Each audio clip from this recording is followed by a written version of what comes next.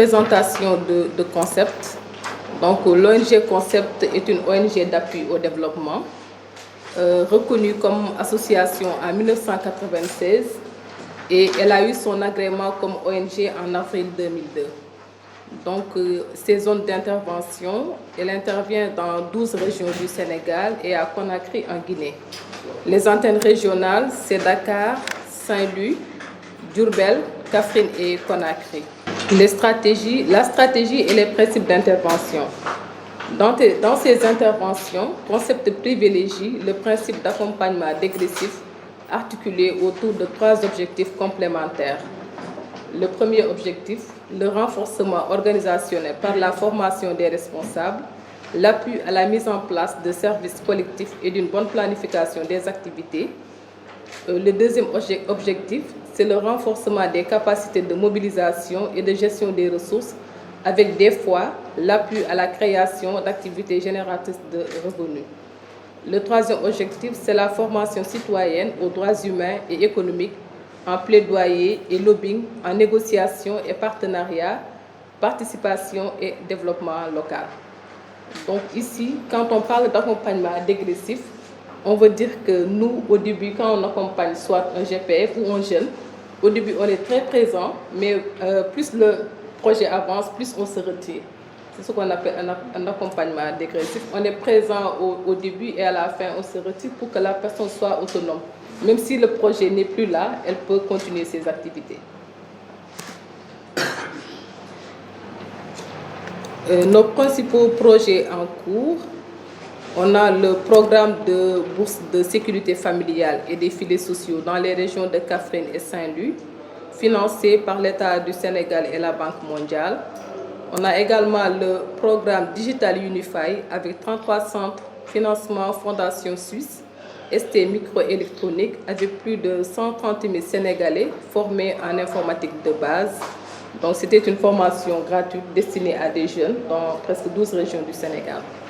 Il y a également le projet d'accompagnement des migrants en retour volontaire, Sénégal et Gambie, ministère italien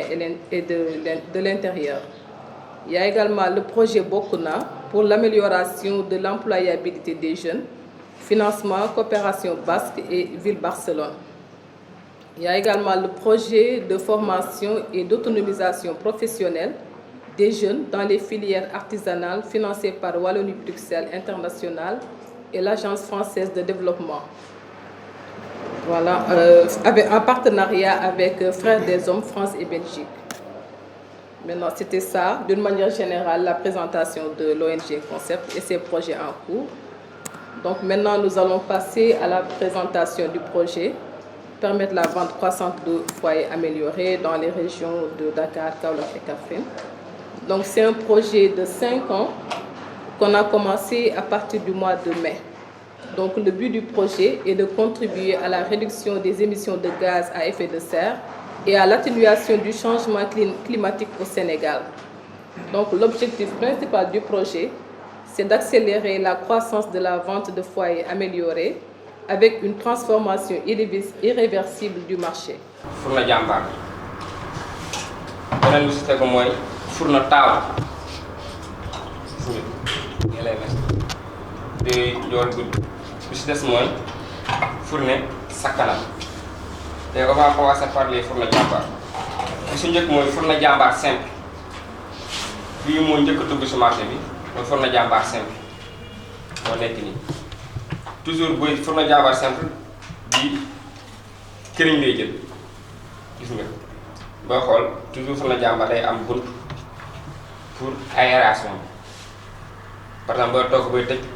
mooy war a nga wàññi li nga xam ne condition bi mooy ngelaw luy dugg pour boyal fourne bi boo bëggee wàññi boy da ngay tëj kii nii mooy Jambar simple bi si des mooy Jambar takk slip mu nouvelle modèle takk slip waaw takk slip waaw nañu ko def mais boo demee Touba ñoom xamee ñu ko noonu dañ naan Jambar cercle bi wala Jambar bu am tànk yi donc ñoom boo leen laaj da nga naan Jambar 5 wala Jambar bu am tànk yi mais sur le terrain booy def animation avec les groupements da nga leen wax tur bi ñu xamee ko noonu parce que da nga bëgg a véhiculer le nom daal message te taxi bi moom tamit gis nga différence mooy dafa am dañ see yokk kii protection bi cercle bi si kaw ak si suuf ak tànk yi gis nga c'est plus sécurisé moo gën am sécurité gis nga moom tamit comme bii rek day am buntu beeg yooyu yëpp gis nga tijji bi ak pour aération bi yooyu yëpp bii nii mooy jàmbaar mat lu mat lay jël xam nga dans les villages ñoom dañu toggee kër yi ñoom mat nañu toggee wala kii yooyu noonu mooy neefere fas yooyu jëkkee dem ne mbaam wala nag neefere nekk voilà donc ñoom yii nañu utilisé mooy jàmbaar mat moo nekk ni gis ngeen toujours moom jàmbaar différence toujours mooy dafa am ban bi large serralé moom ma leen si inséré nii te argile bi comme ni ñu ko waxee sànq mooy permettre mu ne économiser këriñ gi ba nu mu war a jeexee du jeexee yaakaar naa xam nga ban moom day téye tàngoor waaye tamit day téye seddaay donc léegi en forme de kii ñoom boo leen ko posé question sax ban la ñuy ñoom toujours dañ naan dañu si defar ndaa dañ si defar ndàngam dañ si defar ndàngam su ko defee yàlla leen wax kon bu ñu si defar ndaa pour téye seddaay ndox bi la bu ñu si defar aussi mburu tam fuuru ban c'est pour téye tàngaayu mburu mi pour mën a tax lakk mburu normalement nga xam ne kii nga xam ne xal bi am doole tàngaay donc moo waral ban bi léegi ñoom ñett ni bu si nekk dafa am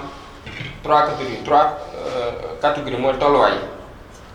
dafa am bu ñu naan jàmbaar 4 kilos 4 kilos bi dañ ko defar pour ñuy soog a dugg si ñoo ngi ko tuddee jeeg jàmbaar boobu dañ ko tuddee jeeg foo gisee jàmbaar am 4 kilos rek mu nekk am 4 kilos rek xam nga jàmbaar un leen ndox jeeg jàmbaar jeeg mooy ku soog a dugg si moom mënut a teg bu ñu ne 4 kilos ci nee tax ñu wax mu mënut a dépassé ci nu 4 kilos jàmbaar boobu boo si teg ci nu bu ëpp 4 kilos du dem ba togg day yéex beneen bi mooy 17 kilos bi jàmbaar bi teg ci 7 kilos bi boobu noonu moom tam du dépassé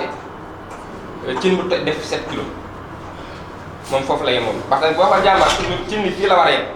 fii bu dépassé fii du dem këriñ tax du war a dépassé fii donc loolu day bokkaal bi formation bi ñu leen formé parce que am na noo utiliser jàmbaar rek li nga si bëggoon doo ko am waaw li nga si bëggoon doo ko si am voilà am na si bu gën a mag boo xamante ne nii pour ñi nga xamante ne par exemple à Touba il y a des maisons de très grandes maisons boo xam ne dañuy jël lot de 4 maisons pour une seule famille donc ñoom dañuy toog ba 10 kilos wala ñi nga xamante parfois dañuy am ay daar lañuy yor parce que am keroog mu jël mooy daaru loo mooy ñoom dañ ne am na fort ñoo dañ ne vraiment bëgg nañ ko dañoo bëgg sax ci ne 15 kilos bi boobu mooy 15 kilos bi bu fekkee kii day jël ba 15 kilos parce que sécurité bee tax 15 kilos mooy ci ne 15 kilos bi xam nga loolu presque manal la bii nii mooy dem ba 10 kilos bii 10 kilos la ñam moom bii 10 kilos la ñam voilà léegi li mooy première bi deuxième mooy bii nii mooy fourneau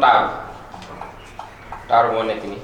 donc moom spécialité mooy lan mooy gis nga lii dañ koy dindi parce que lii këriñ lay def moom tamit këriñ boo gisee mu gudd nii dafa waroon ñu bën ñi pour aussi permettre gaawal combustion bi pour booy bu gën a gaaw moo waral mu def nii boo gisee fii kii tam dafa gudd pour mën a téye air tamit bu fekkee da ngay dem ba par exemple si këriñ bu jeexee nii ngay xam ba mat da ngay dindi lii dugal sa mat gis nga pour loolu moom tamit c'est très économique mais pas aussi comme économique que les jàmbaar voilà. amul insert mais day économiser. day économiser moom mais day jàmbaar waaw beneen bi mooy bii mooy fourneau sakkanal am na 2 types il y a sakkanal monombardique ak multimarmite monombardique boo xool benn façon marmite lay jël gis nga moo am na marmite loo xam du ko mën a jël benn marmite lay mën a jël moom rek nga mën a jël multimarmite moom amuñ ko moom moo gën a yaatu nii moom mën a jël marmite yu bëri comme yeneen fourneau yi lay yem rek léegi moom tamit comme bii rek ñun sa tamit laa gis nga boo demee bay toggee kër yi moom nga siy def boo demee bay toggee matt nga dindi ko moom tamit bu ngeen gisee fii ne trompe dafa yaatu lool pour mën a yor air toujours jàmbaar moom seen spécialité mooy fii nii nga mën a dugal kii yi ngay def sax ngay mën a tëj du ko tijji pour permettre combustion soit nga wàññi ko comme gaz bi boo yokk gaz nga wàññi gaz xam nga air moom pour permettre la combustion moom foofu ngelaw dugg pour mën a boy donc lii loolu lay permettre léegi fourneau jàmbaar daa am lu muy bañ léegi ñoom par exemple yéen bu ma leen ne fourneau jàmbaar lan lay bañ lan ngeen wax yéen ndox loolu tax muy bañ ndox ban bi tax ban bi day seey nga yaakaar ne na seey dëgg la non léegi lii loolu maa xamoon na sama proposition boobu gis nga da ngeen xool par exemple kaasu verre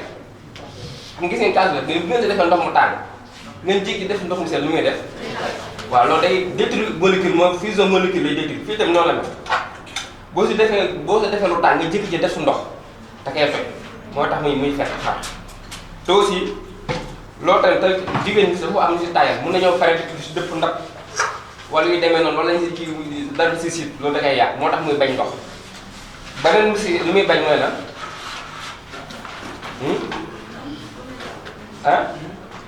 lan lay bañaat pour na jàmbaar disi toj kër yi waaw très bien moom de waaw loolu rek dina ko toj ndax di defe ban serani dañ ko see insérer ban la moom ban moom day toj moom am ñoo xam ne ñoo tax ni jël si toj kër yi day waaw boo si toj kër yi da koy yàq moom tamit waaw moom tam da koy yàq day bañ tamit nga koy diri waaw aussi bu ñu fàttalee ban bi leen ko see dañ ko see teg rek collé ko si mais xam nga wañ ak yi bokkuñu di ko boo ko diri rek mën na kaa dindi yàqu kon loolu lay fourneau jàmbaar di bañ mooy day bañ ko koy diri day bañ ko koy fëgg ndox day bañ ko si def ndox loolu lay bañ léegi waa lii ku mën a xam ne pour lan la pour te voilà parfois mën nga see def cin loo xamante ne day ëpp moom dimension comme boo jëndee jàmbaar 15 jàmbaar 10 kilos wala jàmbaar 7 kilos nga bëgg see teg cin yoo xamante 5 kilos xam cin yi mel noonu da ngay wàcc lii gis nga da nga siy wàcc moom day tax du si tegu bu baax gis nga lii pour loolu mais bu fekkee li ngay par exemple moom da koy mot sëkk da nga koy ji mais bu ñu si gisee day wàññi volume bu ñu si war a gis ngeen bu ngeen ko wàccee pour rek mën a contrôler cin bi nga si war a teg ndax bu fekkee da ngay teg jàmbaar 4 kilos ah mën nga jënd 2 kilos wala jënd 3 kilos mbaa nga jënd ndaw yi bu seetaay wala bravo su boobaa dañ koy wàcc nii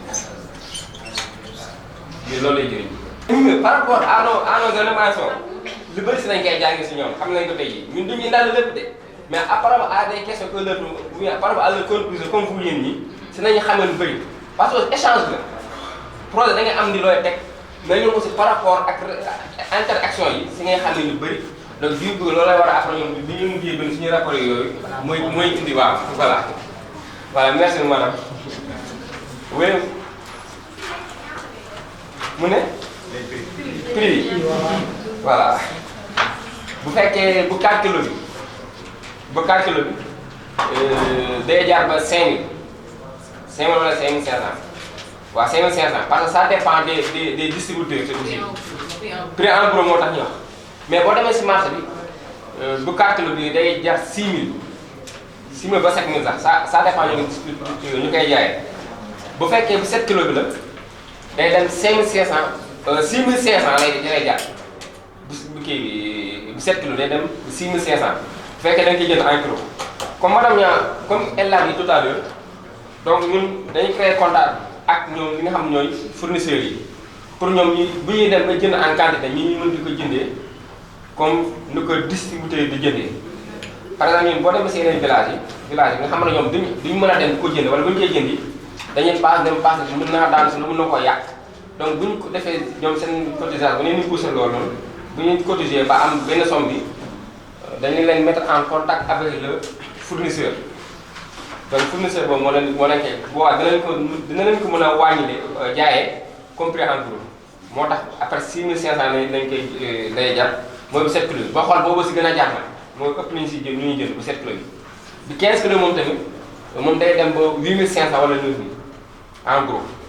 parce que boo demee si marché bi ñoo ko fay jaayee 12000 ba 14 ba 15000 sax dañ ko fay jaayee ba 15000 sax laa dañ koy jaayee boobu noonu mais bu fekkee kii bi boo demee si fournisseur bi mën nañ leen koo jaayee en gros producteur waaw mooy producteur mën na leen koo jaayee ba 8500 ba wala 9000 ça dépend rek ci producteur bi parce que producteur aussi yemuñu parfois voilà. fourneau matte bi tamit moom tamit noonu la yëpp noonu la fourneau matte bi moom tamit 5500 bu 4 kg bi 6500 bu 7 kg bi ak 8000 wala 9500 bu 10 kg bi mais bii moo gën a yomb nag bii moo gën a yomb bii toujours mooy gën a yombee 1000 francs de moins booy xool moo gën a yomb voilà.